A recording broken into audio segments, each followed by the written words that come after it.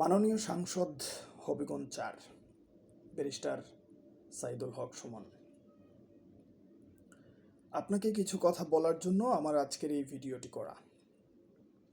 যদিও আমি জানি না আমার এই কথাগুলো আপনার কান পর্যন্ত পৌঁছবে কিনা। আপনি যে ৮ লক্ষ মানুষের নেতা, যাদের সুখ দুঃখ আপনার বলে দাবি করেন, আমি তাদের একজন। সেজন্যই এই ভিডিওটি করা। গত নির্বাচনে আপনি আমাদের আসনে ইতিহাস পরিবর্তন করে দিয়ে স্বাধীনতা পরবর্তী সময়ে এই প্রথমবারের মতো নৌকা প্রতীকের বিপরীতে আপনি বিশাল ব্যবধানে জয়লাভ করেছেন। আপনি কি জানেন কেন? আপনার 50টি ব্রিজ বানিয়ে দেওয়ার জন্য? আপনার খেলাপ্রেমী মনের জন্য, খেলাধুলা করেন সেজন্য? বাদ দেন আপনার নির্বাচনী এলাকার কথা। সারা দেশে, সারাটা দেশের আনাচে কানাচে, এমনকি বিশ্বের যে কোনো প্রান্তে যে জায়গায় বাঙালি থাকে, বাংলাদেশি থাকে, যারা ইন্টারনেট ব্যবহার করে, সবার কাছে আপনি পরিচিত। আপনি জানেন কেন? কারণ আপনার প্রতিবাদী কণ্ঠস্বর, দুর্নীতি বিরোধী কণ্ঠস্বর, অন্যায়ের বিরুদ্ধে আপনার বলিষ্ঠ কণ্ঠস্বর।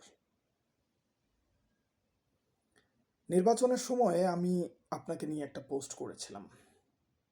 সেখানে আমি আশঙ্কা করে বলেছিলাম, এই আমি ডামি নির্বাচনে আপনিও কোনো ডামি প্রার্থী কিনা। আমি বলেছিলাম, যদি আপনি ডামি প্রার্থী না হন, তাহলে দেশের জন্য, আমাদের এলাকার জন্য এবং আপনার জন্য কল্যাণ বয়ে নিয়ে আসবে। আপনার জন্য শুভকামনা করেছিলাম। নির্বাচন পরবর্তী সময়ে আপনার কার্যক্রম, আপনার কথাবার্তা অব্যাহত রেখে আপনি ধীরে ধীরে আমাদের মনের সেই আশঙ্কা দূর করতে শুরু করেছিলেন, একটা বিশ্বাসের জায়গা তৈরি করতে শুরু করেছিলেন। কিন্তু বিগত কিছুদিন যাবৎ, এই 15-20 দিন যাবৎ, বাংলাদেশের এই ভূখণ্ডের সবচেয়ে সংকটময় মুহূর্তে আপনি নীরব। আপনি নীরব ছিলেন প্রথম দিকে। আপনি একটা কথা বলেন, আপনি চুনারঘাট মাধবপুরের মানুষকে এক অনন্য উচ্চতায় নিয়ে যেতে চান। অন্যান্য এলাকার মানুষ নাকি আমাদের এলাকায় বিয়ে দিতে বা বিয়ে নিতে মরিয়া হয়ে উঠবে। বিয়ে দেয়া নেওয়ার কথা বাদ দেন, প্রকৃতপক্ষে আপনি আসলে তাই করতে যাচ্ছিলেন, শুরু করেছিলেন। অন্তত দেশের বাইরে থাকি বিভিন্ন অঞ্চলের বিভিন্ন এলাকার মানুষের সাথে বিভিন্ন কারণে পরিচয় হয়। যখন বলি আমার বাড়ির চুনারঘাট, মানুষ অনেকটা হাস্যোজ্জ্বল চেহারা নিয়ে জিজ্ঞেস করে ব্যারিস্টার সুমনকে চিনি কিনা। আমি ব্যারিস্টার সুমনের এলাকার মানুষ, এটা বলতে মানুষ অনেক পছন্দ বোধ করে। সেটা আমাদেরও ভালো লাগতো, আমরাও ভালোভাবে গ্রহণ করতাম। ঠিক একইভাবে এই সময়টাতে এসে আমাদেরকে প্রশ্নের মুখোমুখি হতে হচ্ছে।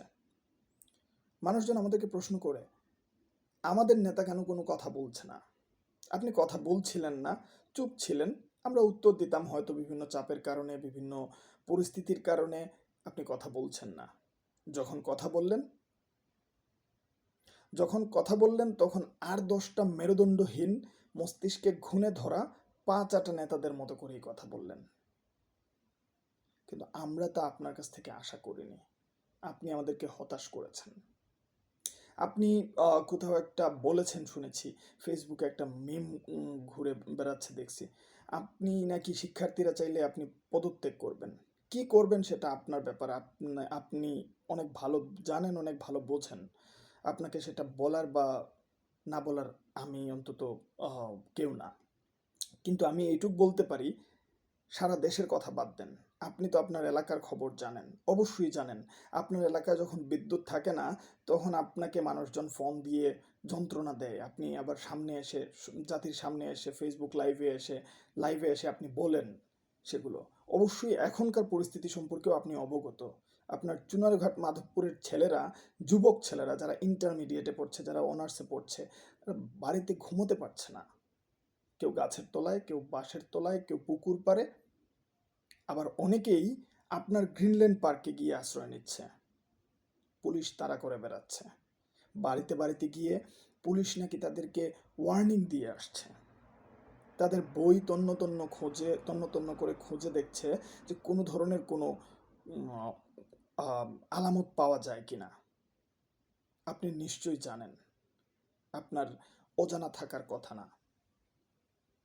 আপনি যেরকমভাবে আমাদের সুখ দুঃখের ভাগীদার, আমাদের সুখ দুঃখের অধিকারী হিসাবে আপনি নিজেকে জাহির করেছিলেন, সেভাবে এখনের এই সংকটময় মুহূর্তে আপনাকে আপনার এলাকার মানুষ, অন্তত আপনার এলাকার মানুষ পাশে চায়।